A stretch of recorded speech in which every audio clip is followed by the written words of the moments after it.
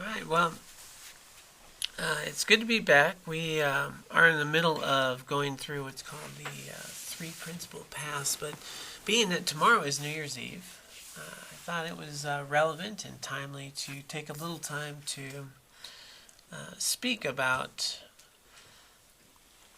what is this time mean for us, and what is it to really, in essence, be a Buddhist is kind of my thing.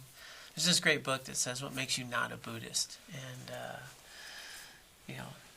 the year coming up is for me personally a time when I always step back and spend usually some time in meditation and reflection about this journey that I've had the opportunity to be on, and to really see what it is that's not working well and what it is I would like to nurture and grow.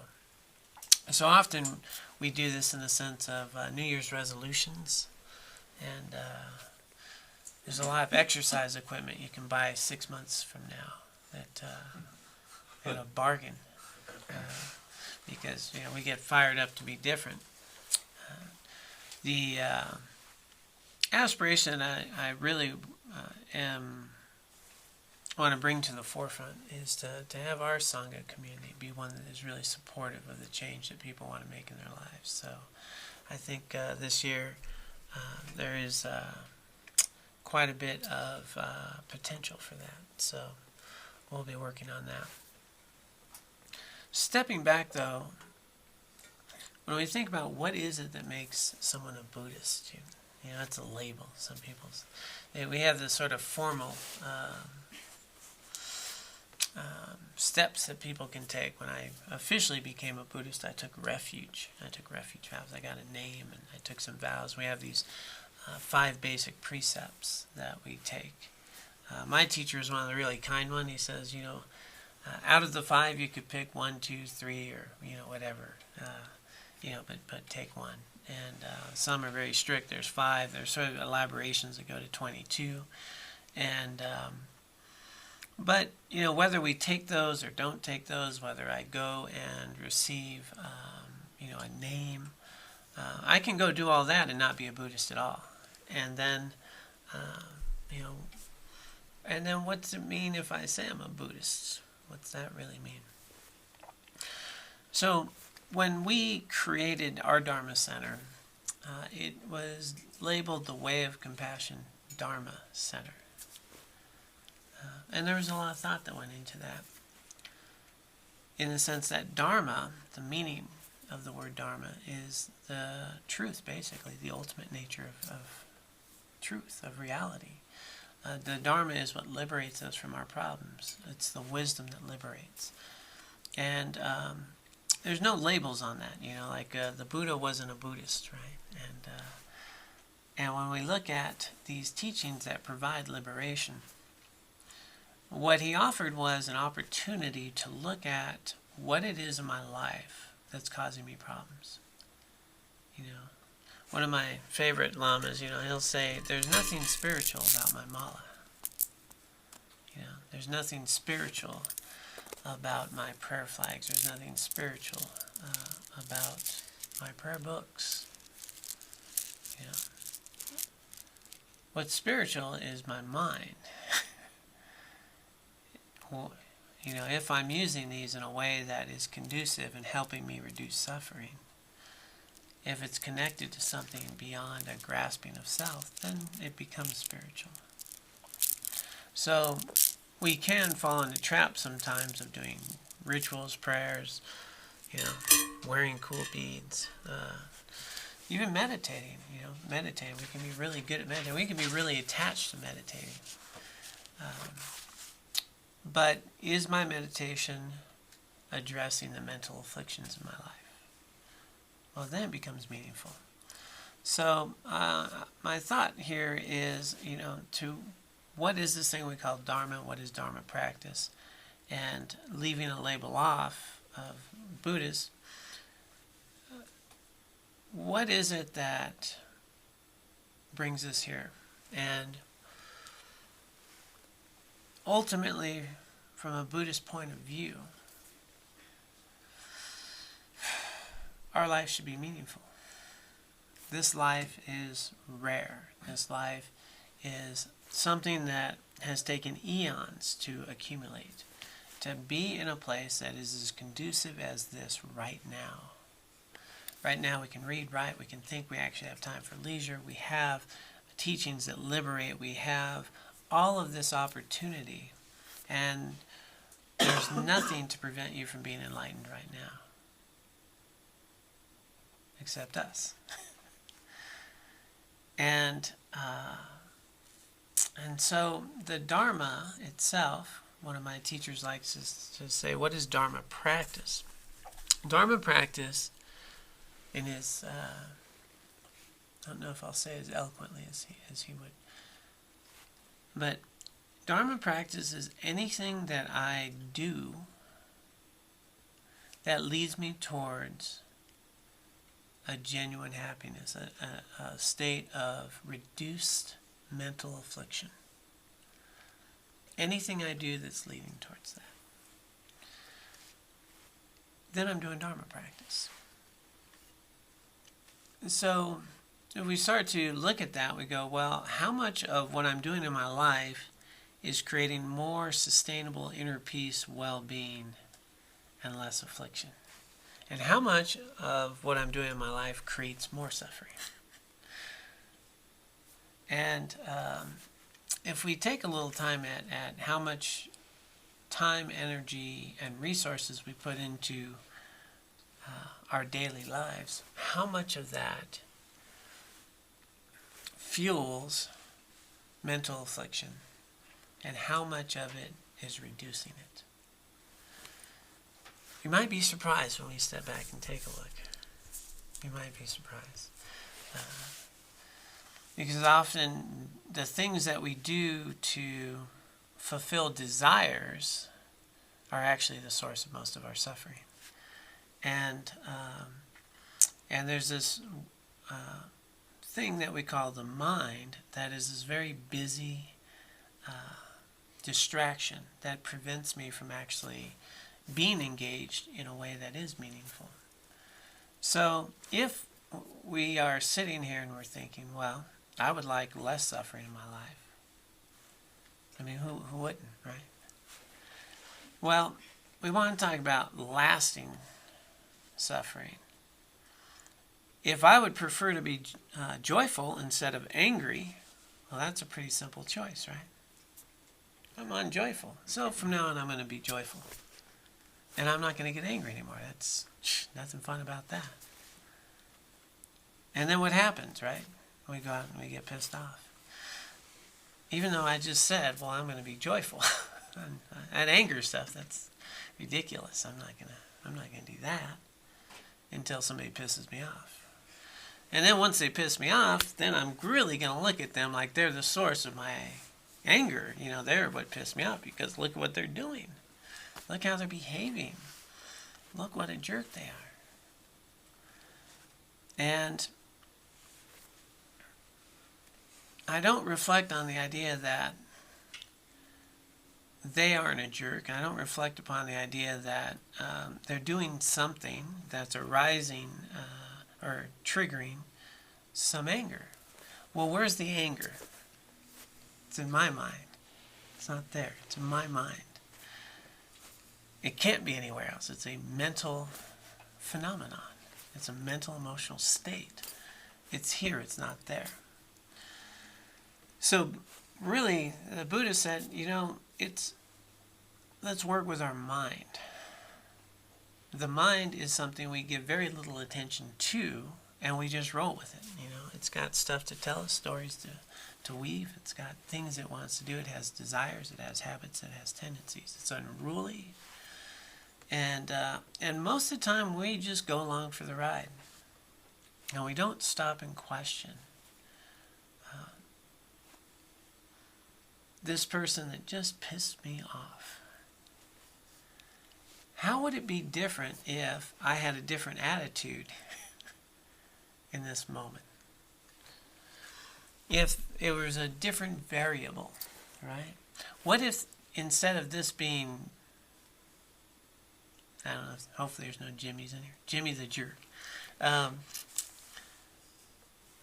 if that was my granddaughter? Now, Jimmy the Jerk does something, and it pisses me off. My granddaughter does the same thing. And it's okay. It's not a big deal. I have an incredible amount of patience and tolerance with my loved ones. But someone that I don't like, no patience, no tolerance. Even if they're doing the same thing.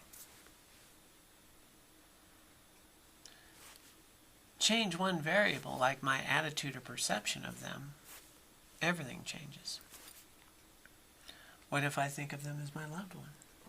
What if I think of them as a dear friend? What if I look at them through the eyes of gratitude instead of the eyes of selfishness? And what if I looked at them as though they were truly valuable and somebody else's granddaughter or grandson? How would that same interaction be made? We may find that if we start to look at attacking the source, the actual source of mental afflictions, we'll have an opportunity to transform the experience. So the source is my mind. Anger is in my mind. Happiness is in my mind. These are mental phenomena, right? Outer phenomena are conditions that have an impact. So it's not that things don't have an impact. It's not that anger wouldn't arise or that these other afflictions won't arise at something. But when they arise, they inform us of something. They inform us of something. And we can start to recognize that. We can deal with the root instead of reacting in a way that ultimately creates more suffering. Because that's what we do when I label and I start projecting, and then I think, if they would just straighten up, my life would be better, the world would be a better place. I was, we've been traveling, and just with families, right? It's Christmas time, it's holiday season, and big families. Families that are separated. The same people that we once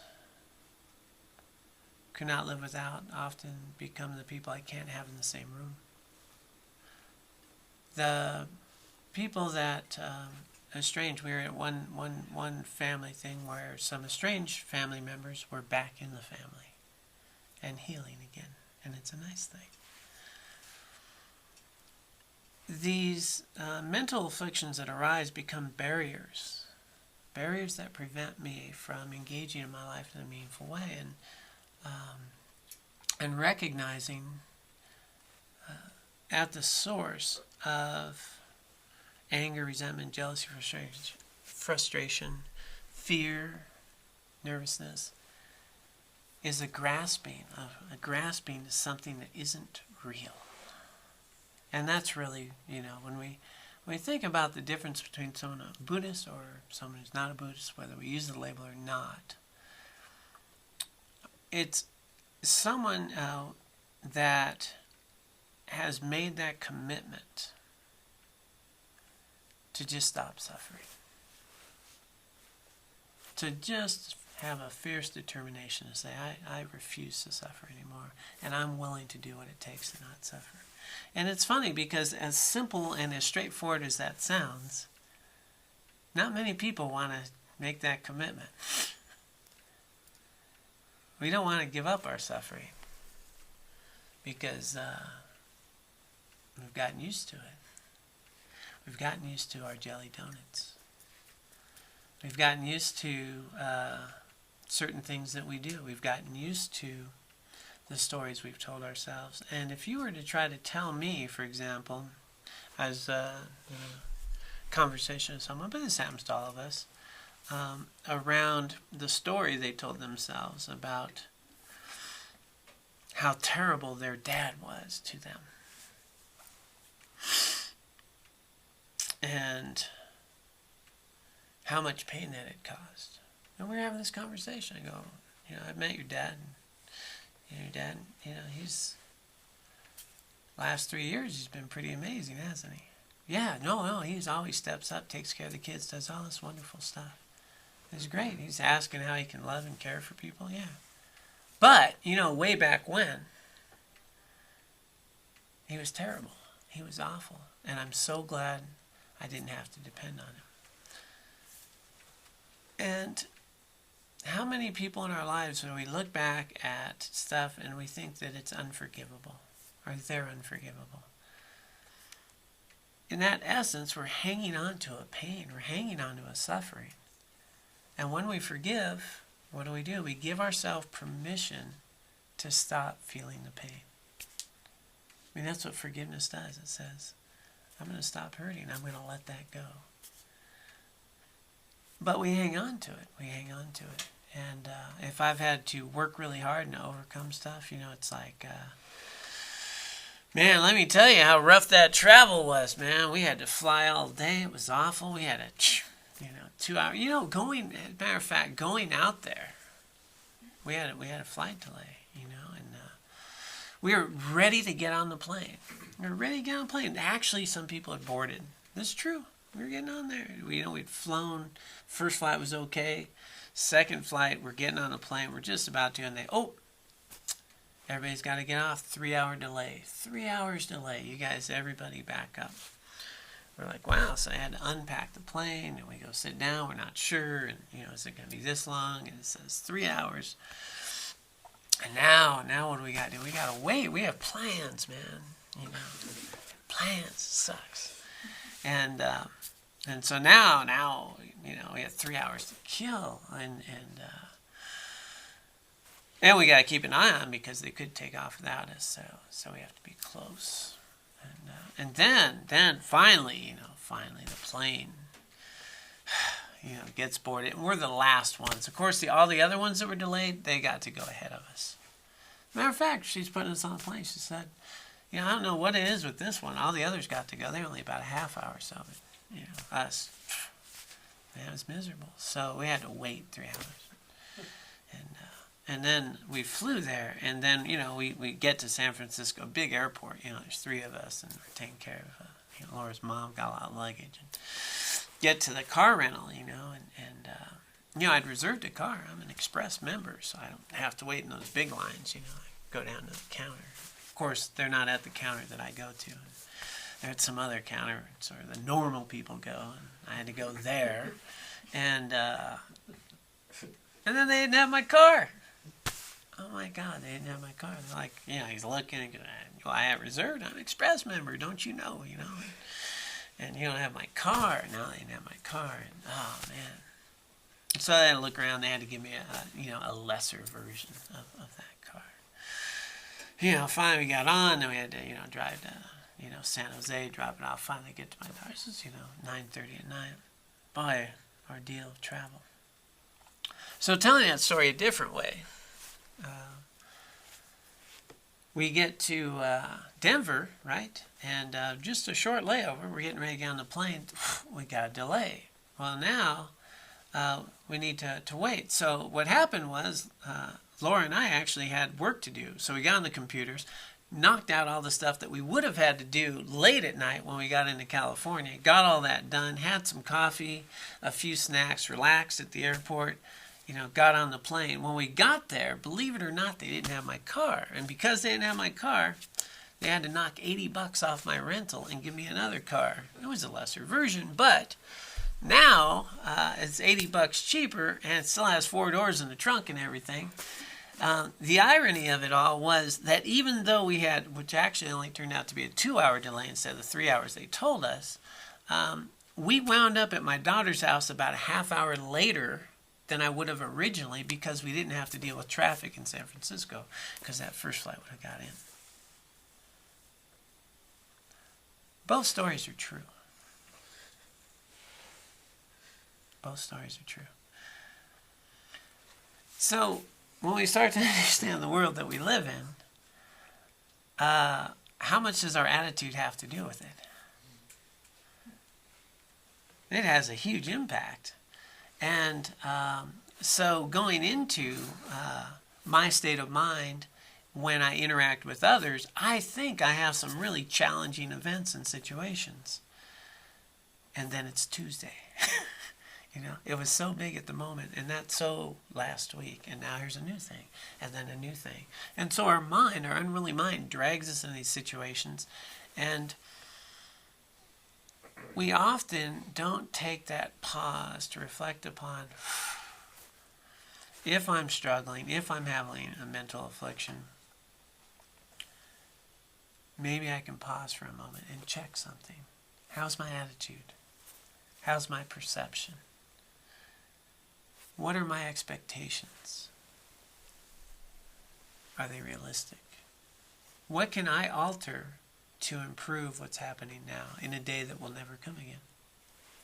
Do I even recall that this day will never come again?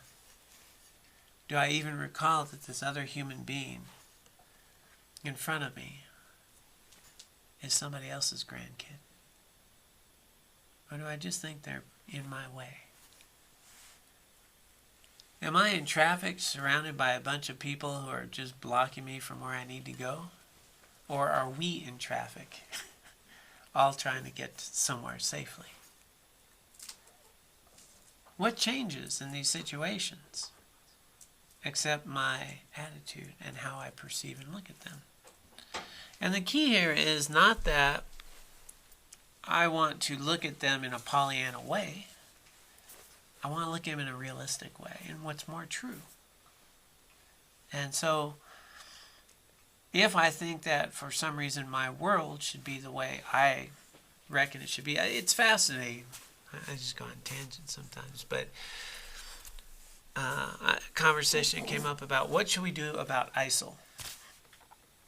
And I'm sitting here thinking, I have no idea what we should do about ISIL.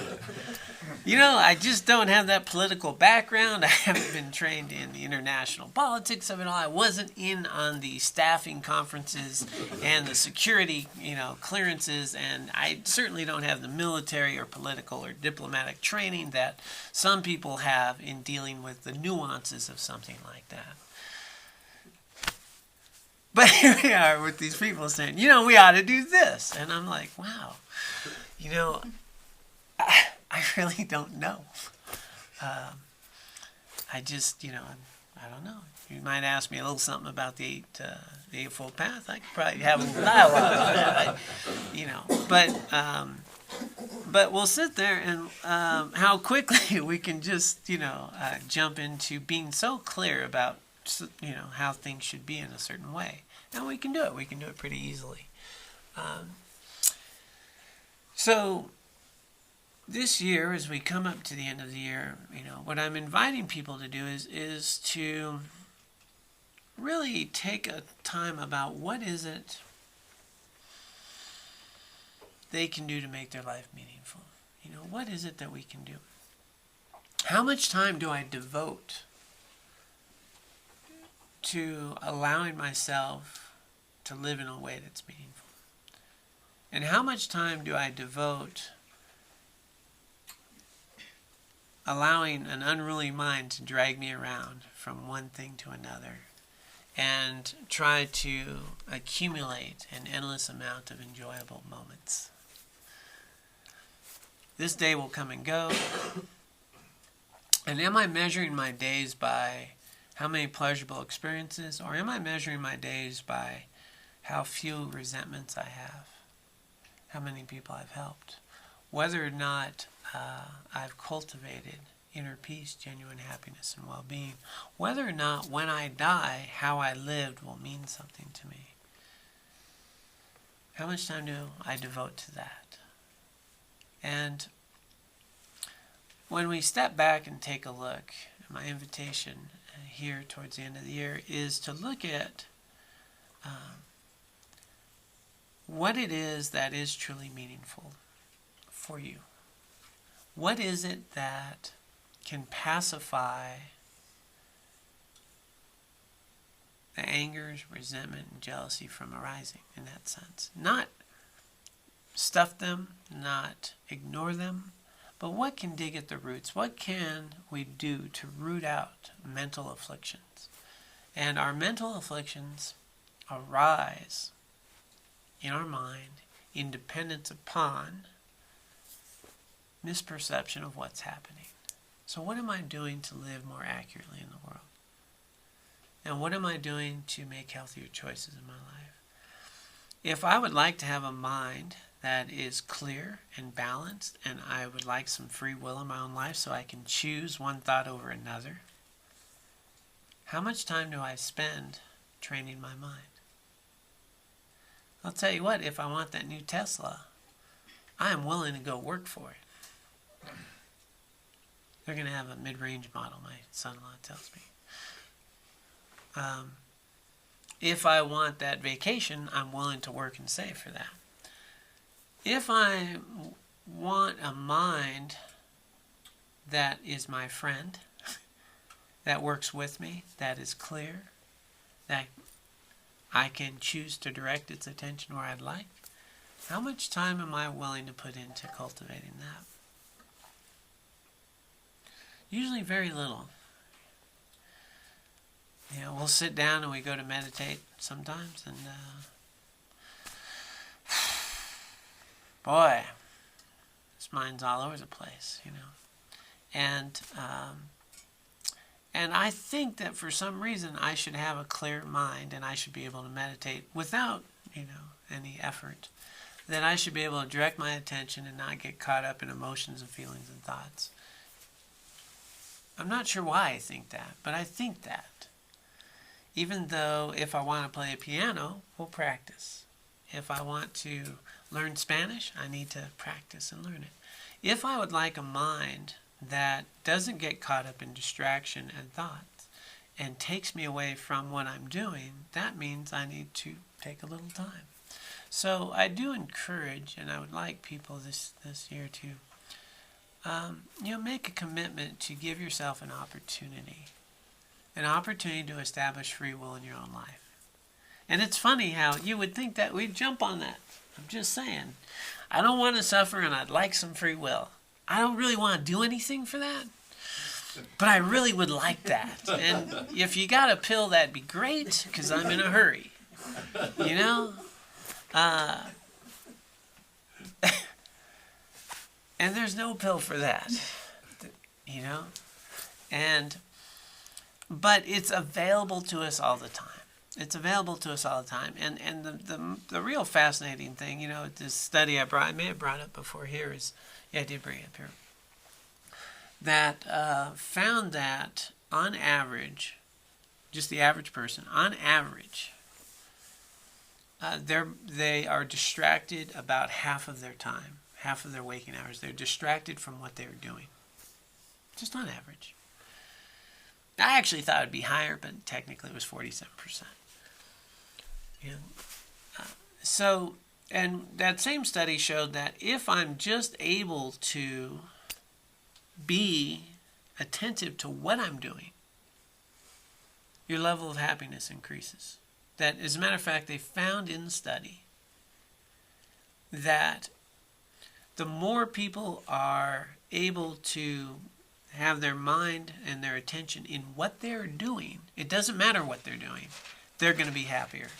So it doesn't matter if you're thinking happy thoughts or unhappy thoughts. The fact that you know you're thinking them is healthier. It doesn't matter if you're skiing or shoveling snow.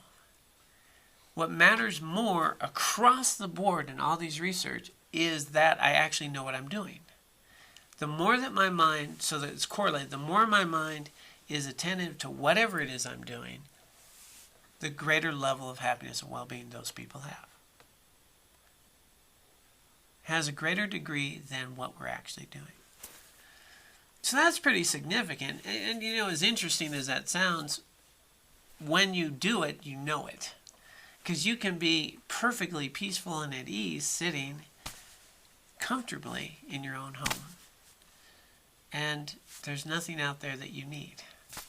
It's there. It's always there. So our level of well-being is always there. And the busyness of our mind in a distracted way, so the more, what do they call it? Mind wandering, that's what they call it. The technical term is mind wandering. The more mind wandering we have, the less happy you are. That's just the way it is. So, I'm inviting you to take a little time and a little bit of a commitment this year, whatever the amount of time, but a little bit of time each day, to cultivate your attention, to meditate. Like a meditation we did today. And, we have them 5 minutes, 10 minutes, 15 minutes, 20 minutes. But the more that we do that, the more, and it doesn't even have to always be the formal meditation, though that's really obviously the best. But to be present when you walk down a hallway, to feel your feet on the ground, to be attentive to what you're doing. And what that does is it allows us a moment of clarity in between something arising in my mind and me doing something about it.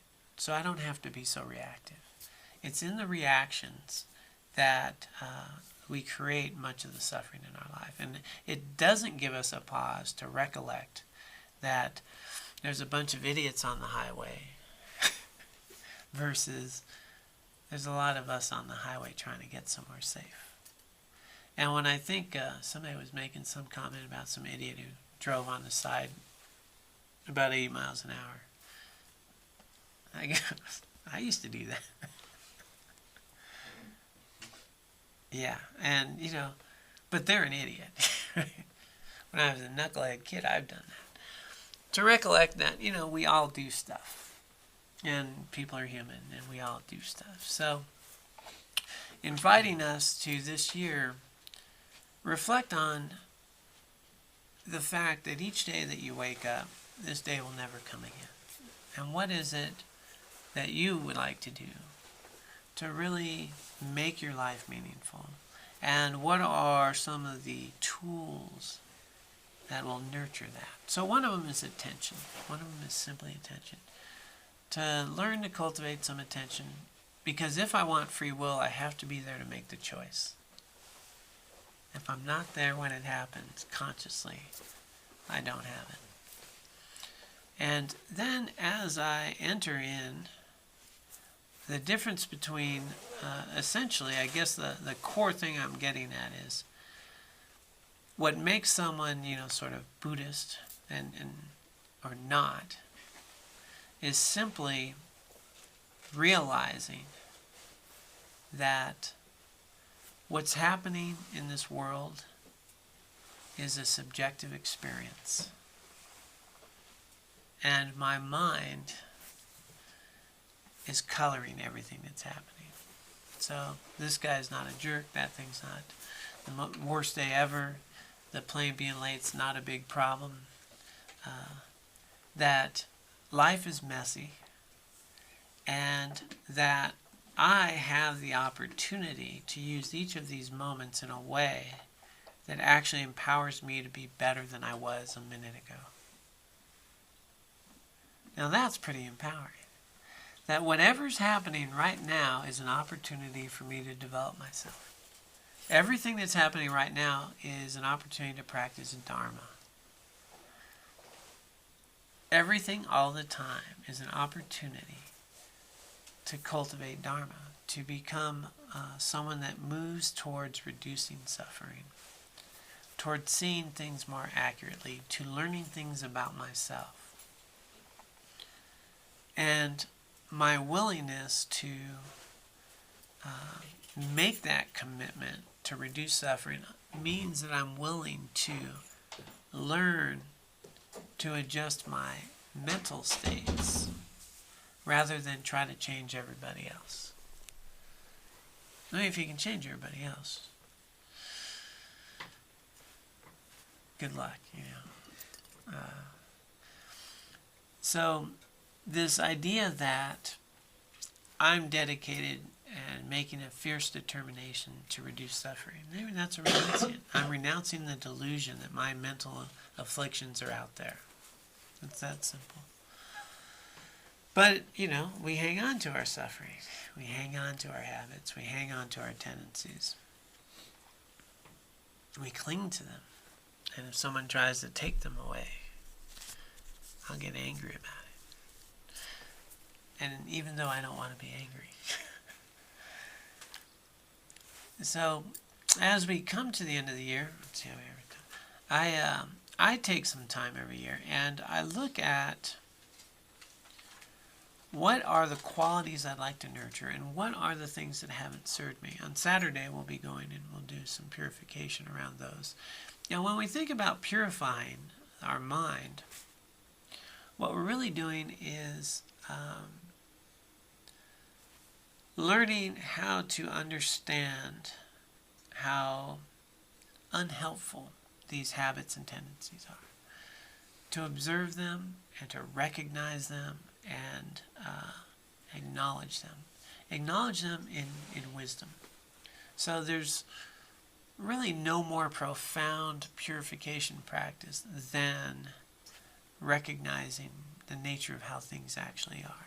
I mean, the greatest offering of purification is always what we'd call a meditation on what we call emptiness, the nature of reality itself.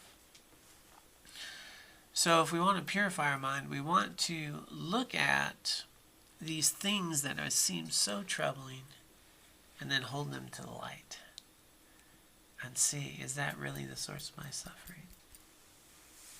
And what is the source of my suffering?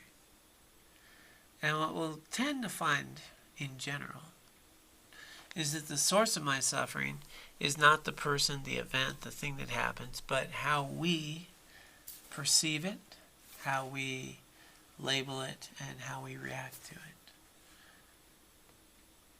How we expect it to be, how we wanted it to be. It's not the event itself. It's our unwillingness to have it be the way it is, and our perception and experience of it. As we've noted, how I change my attitude changes my experience. But when we do this, we want to do it skillfully in a way that's accurate, not just Pollyanna. Right? It's not all good. Because it's not all good. There's people that abuse and harm and maim people, and if you're in an abusive relationship, thinking it's going to get better every day doesn't make it better.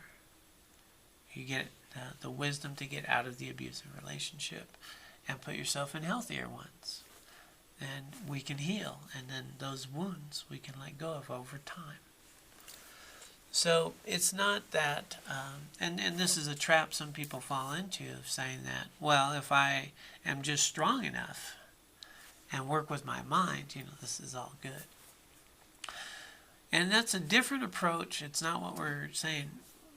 When I'm clear enough, I can practice Dharma in all of the situations. The challenging ones allow me to really find a reservoir of strength in the areas I need to grow, and empower me often to make healthy choices that I was unwilling to make earlier because it felt comfortable before.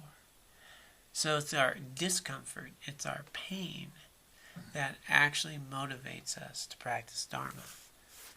We've said that quite a few times here, haven't we? People don't come to Dharma class because it's all good. We just don't come. When it's all good, we're planning vacations. We come to Dharma when we recognize that it's not all good, that there's mental afflictions, that there are problems, that there are something that's just unsatisfying, that there are things to work with, and that I do get angry, and I do get resentful, and I do get jealous. I get impatient. I can't just not get angry today. That's why we come to Dharma class, to learn. But we don't come when it's not. So that little bit of pain is not a terrible thing at all. As a matter of fact, you have a rare and precious human rebirth, and as a rare and precious human rebirth, which really brings together all of the pieces of leisure and opportunity to become enlightened, and just enough pain and dissatisfaction that blend in to say, I'm going to look at something. I'm going to take advantage of this opportunity. Now, if you look at over 7 billion humans out there, they're not all with that mixture.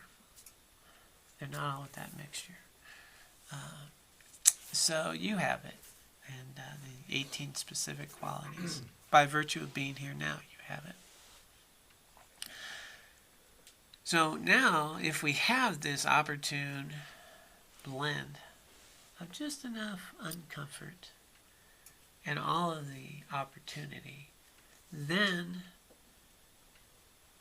we can practice Dharma. And what's more important than that? Intellectually right now we can say, nothing. And an hour from now, the Broncos. Or skiing. Or, a date. Or, a lot of things can get more important than that pretty quick. Like cheesecake.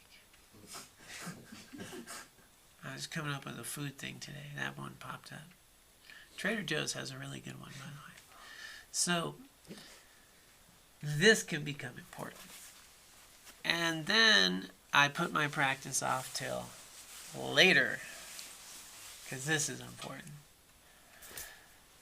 And so, this is that time where I really encourage people to, as we come up to an end of a year, think about what is the greatest gift you can give yourself. What's more valuable than giving yourself an opportunity to live the life you want to live? What's more important than engaging in activities that cultivate a lasting inner peace, wellness, and a reduced level of suffering in our lives? What's more important than being able to establish habits and tendencies and wisdom that provide the opportunity to make healthy choices regardless of what's happening? True freedom is the ability to respond to whatever's happening in a way that you'll feel good about tomorrow.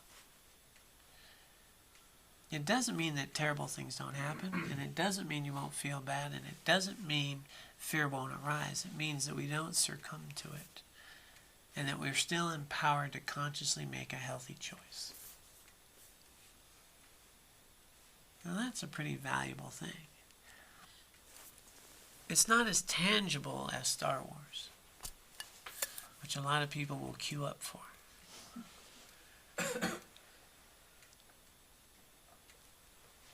But it is extremely tangible once you start to experience it. And but we need to recognize that we're worthy of it and that it's obtainable.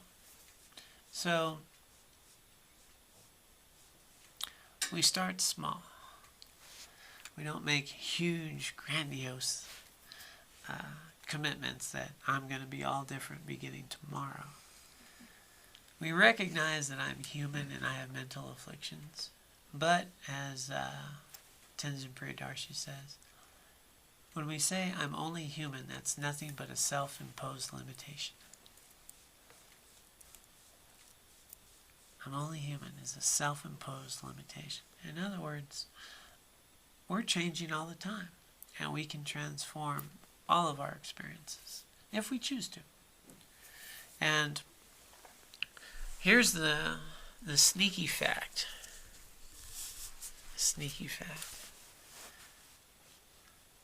We say that everything changes all the time. And you're changing all the time. And you look at somebody and you go, they don't change. I've seen Jimmy, man. He didn't change. That guy, he's the same old curmudgeon he was before.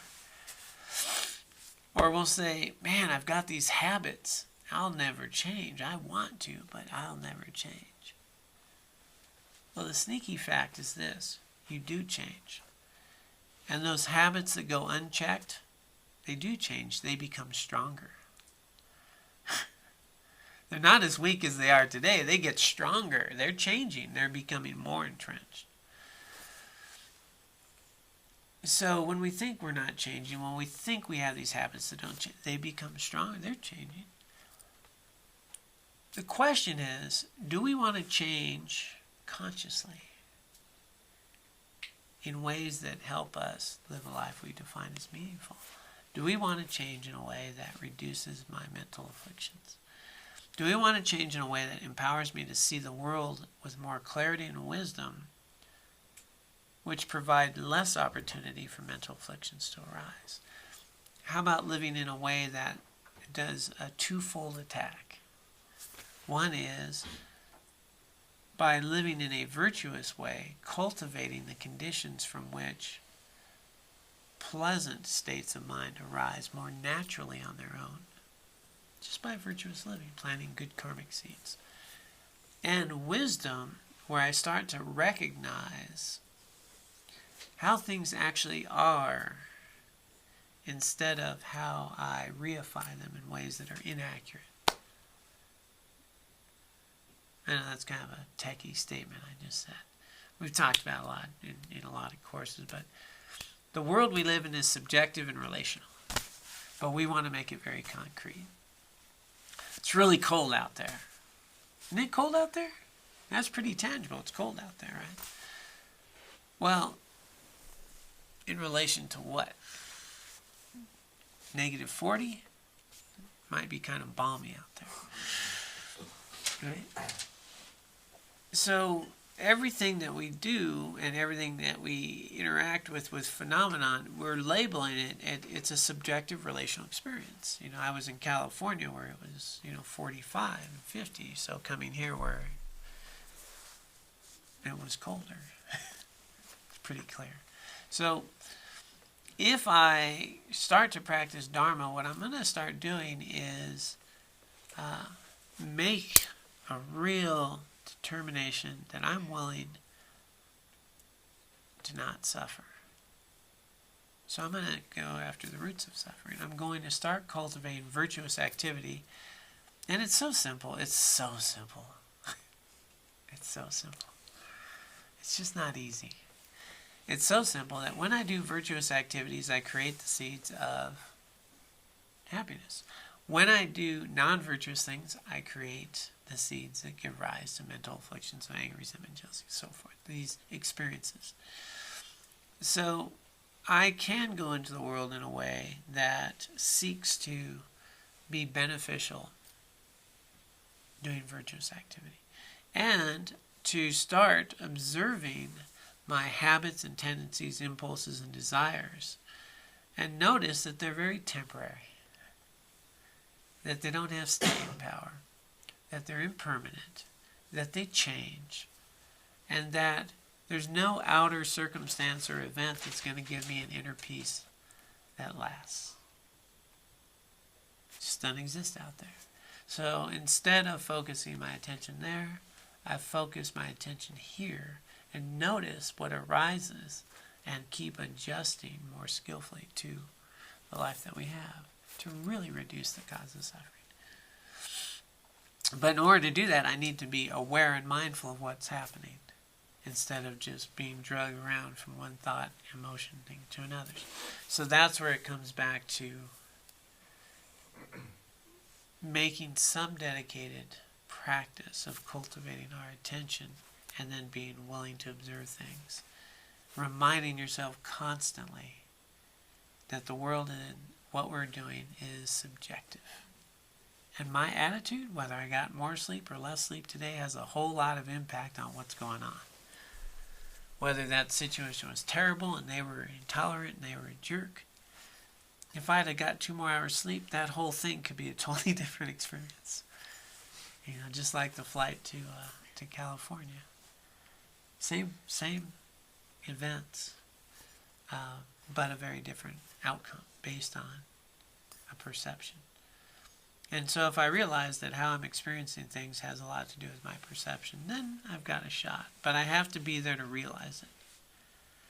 And then to identify what's healthy and unhealthy, which is really, we want to start working with wisdom. Because it's not all good. But it's not all bad either. And it is all an opportunity, though. It is all an opportunity.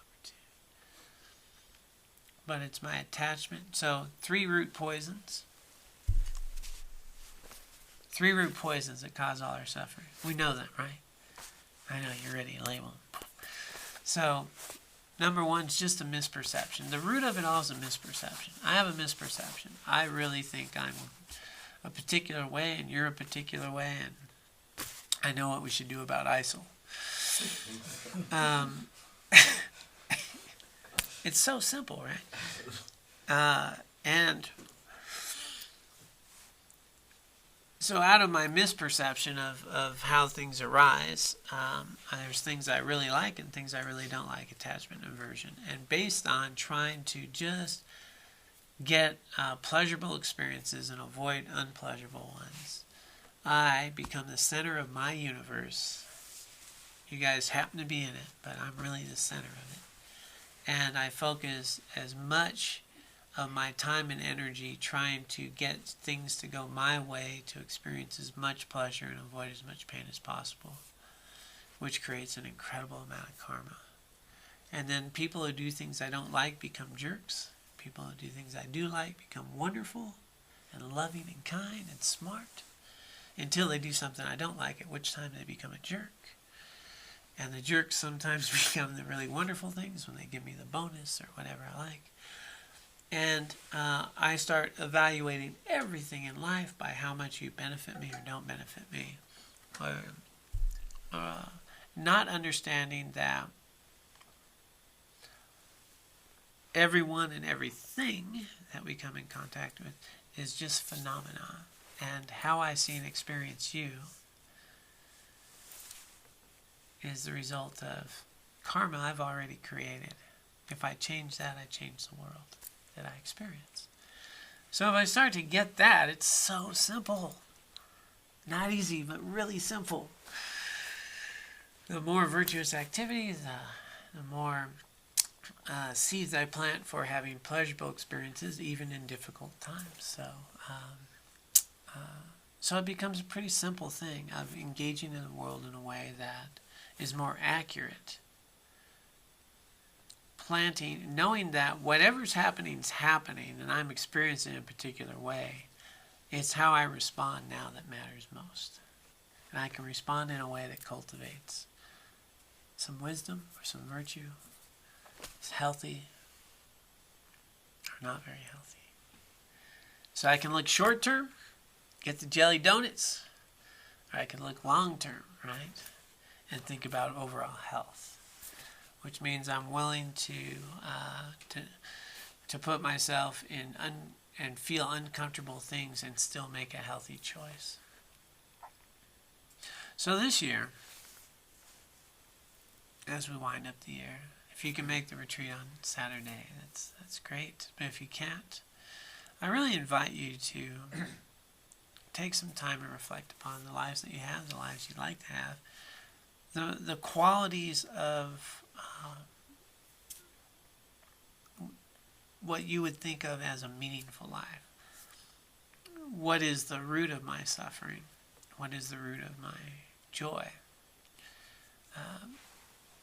Pretty much across the board, you'll find your answers. But one very consistent factor will be pretty simple. The more I think about me, the more mental afflictions I'll have. And the more I become connected to this world that we live in, and you and others, and see you as valuable. In other words, if I can join the universe instead of be the center of it, the less suffering I have. Just across the board. Just across the board. You'll hear it. Listen to someone when they're suffering. And watch how many or what they did to me. It's very strong. So, I'm kind of the quote that I use a lot is that there is no inner peace found in tending to the needs of me and mine, but it is present in we and ours. So I invite you this year to join the community of we and ours. Being more accurate in the way that we live life, of honoring the life that you have, a day that will never come again. Wake up every day, remember that, and each day know that now there are opportunities to cultivate merit and wisdom. It's pretty simple, not easy. And it's not easy mostly because we're distracted, mostly because our mind goes off, that we have feelings we identify with and we react to. But if we can train the mind, a little meditation each day, start cultivating attention, we can give ourselves an opportunity, a pause, to make a choice rather than just react out of habit, out of tendencies. In other words, instead of our mind being the elephant in rut, it can become a friend. But it will never become that unless I tame it. And that's just the way it is. I got to be worth it. I have to be worth taming my mind. Does that mean I need to be a great meditator? I'm going to say no. It means that you need to become more mindful in what you do, for sure. It means that creating the conditions by engaging in these activities with as much attention as possible and make healthy choices help. My first 15 years, I wasn't much of a meditator on this path, so I've got 31 now. First 15, what I did know was that I was the cause of my problems. I just knew it. It wasn't a question. So knowing that viscerally, my question was always, how can I improve this situation? And in that way, it really helped. My mindfulness practice was always around, how can I improve a situation? Understanding that it was me that is causing my mental afflictions. I wasn't a great meditator, didn't have much training. The last 16 years where I took up meditation, totally, has brought that opportunity that, as a mental affliction arises, it's just so quickly, if I'm upset, angry, frustrated, nervous, I'm delusional. I mean, it's just ridiculous. Like, why would I waste my time with that? It doesn't make any sense. So you put those two together, and then you get to operate in a way that is really quite purposeful. And so ultimately, at the end of the day, I think what I'm wrapping up with is that the greatest realization we can have is that our mental and emotional suffering come from us, not the event itself, our relationship to it. It doesn't mean that what's happening doesn't matter. The greatest factor, though, is how we perceive and respond to it. If we get that, we are empowered to change everything, because when I change me, I change my experience of the world. And that is so empowering, and that you can change all the time. We got all the science now, right? New neural pathways, all this stuff they can document, which has, been documented by thousands of years by all these yogis. But, now we got scanners, I guess. But,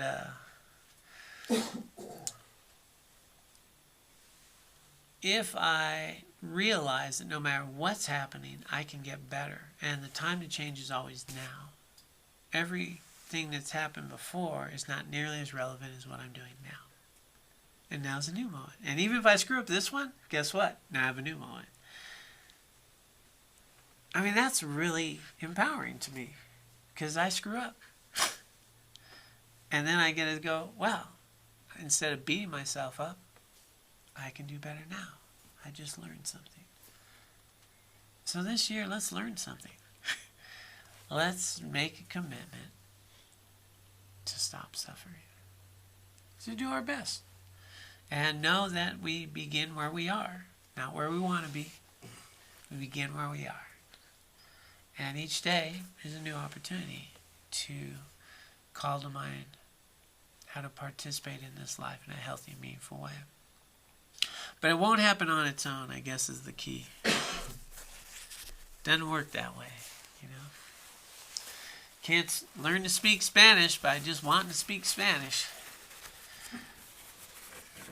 I can't, what's the analogy I've been using? If I want to build a house, thinking about it ain't going to help a whole lot.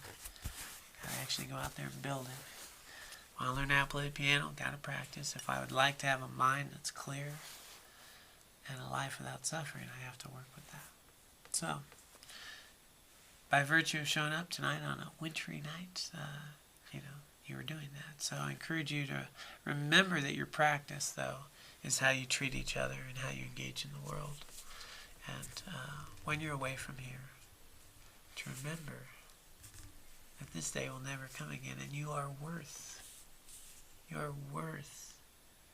taking advantage of this incredible opportunity of the life that you have.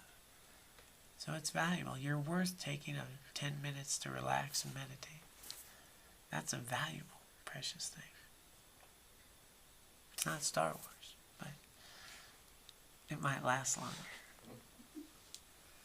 All right. Well, let's do a little dedication and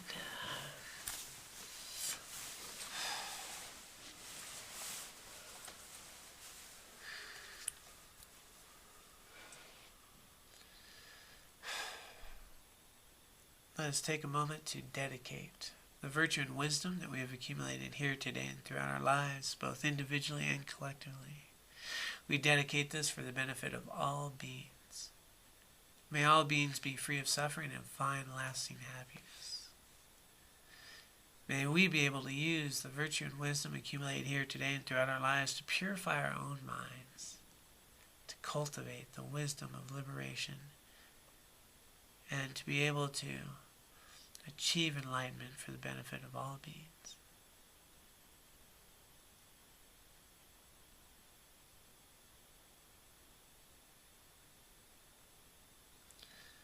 All right.